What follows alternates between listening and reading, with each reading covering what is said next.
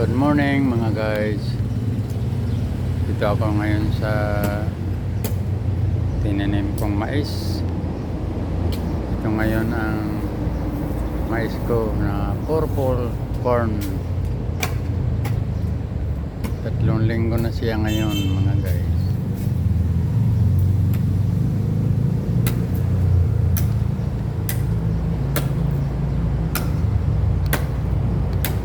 Ito kasi bakanteng lote ito dahil nakita naman niya sa taas. Yan is skyway. Galing yang sa norte.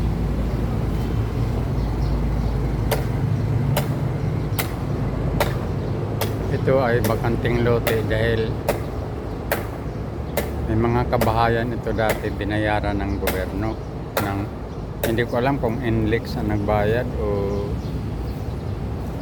gobyerno kasi index man yun sa taas.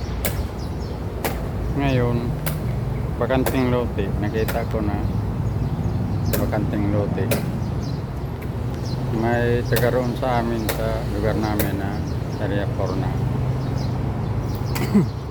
nag-garden din dito. 1 year na daw ang garden nila dito. Yun, may mga tanim sila na may tanim sila na okra, yung talbos ng kamote. Kompleto nga, nanghinging ako ngayon kasi yung sa akin yung wala pang, hindi pa pwede yan yan yung ragbate ko, bago lang, pero may mga tanim na ako mga guys. Meron ako talbos. Ito ngayon, may pumunta dito na babae. Kailangan daw niya yung kahoy. Kasi mahal ang gas ngayon, mga guys. Ito, pinakuha ko yung yung kahoy na natumba. Pinakuha ko yung para mawala na yan dyan. Kasi para pag gapang ng upo ko papunta roon ay malinis na. Lagyan ko lang ng balak yan mga guys. Meron akong patula. Yung patula ko nabuhay na mga guys. Nabuhay na yung patula ko. Ito ang upo ko. Ito ang upo ko. Ito. Ito ay talbos ng kamote. Ito ang puting yan, puti na alagbati mga guys. Puting alagbati.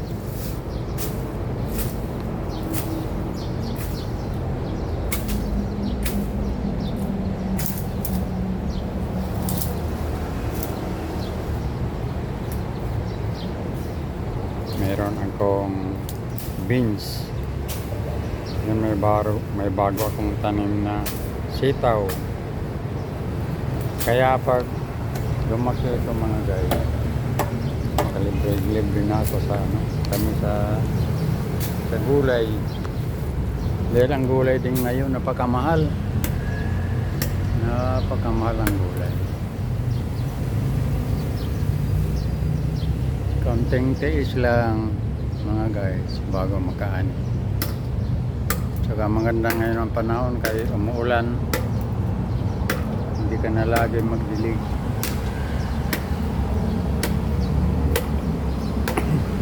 Yan, nakahingi ako ng ng talbos dito sa katabi ko na rin. Nauna sa akin yan.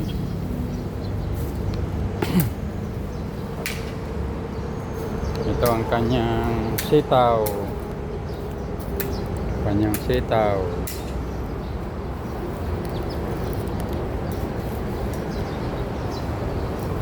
Yan, gumagapang ng sitaw niya. Yan. Yun, nakahingi ako sa kanya ng buto. May tanim na rin ako doon. Kaya pag namunga ito mga guys, makatipid na kami sa gulay. Hindi na lagi bumibili ng gulay. Yan, malawak ito sa kanya hanggang doon yan, no? Malawak. Malawak, mga guys. Oh. Ito ang purple na alugbati. Purple na alugbati ito. Yan ang kamote ko, talbos. Talbos. Yan, talbos. Yan, okay.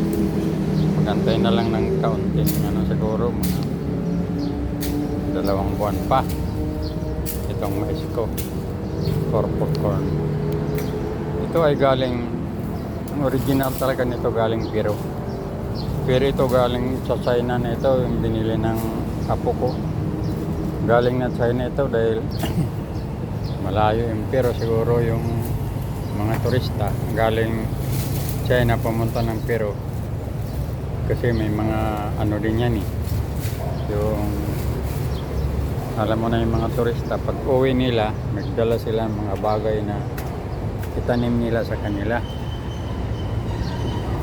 tanim nila sa kanila yung mga butok.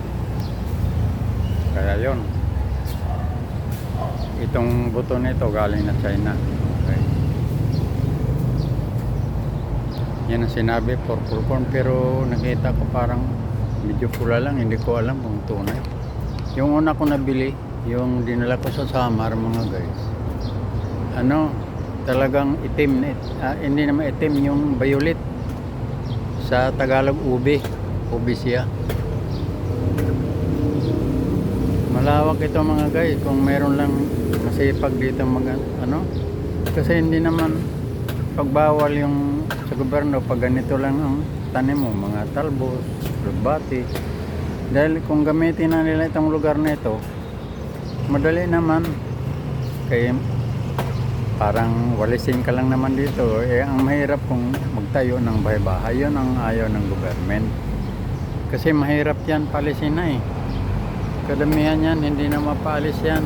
Kung hindi bigyan ng relocation yung yung mga nakatayo ng bahay, hindi mo basta-basta mapalis yan, palayas yan. Kaya muna ng gawin mo ng gobyerno ng lugar kung saan kaya ito malawak ito. Yun, mga damuhan ba yan doon, mga damuhan ba yan doon? Sino naman ayaw na malinis yung kapaligiran? Ito nga dito na tinatapunan, sinasaway ko yung magtapon, sinasabi ko na wag na kayo magtapon dyan. Kaya bibila ko ng sako, linisin ko yan, basura. Sabi ko, linisin ko yan, ko ng sako, bili para malinis yun. Sako ko yan.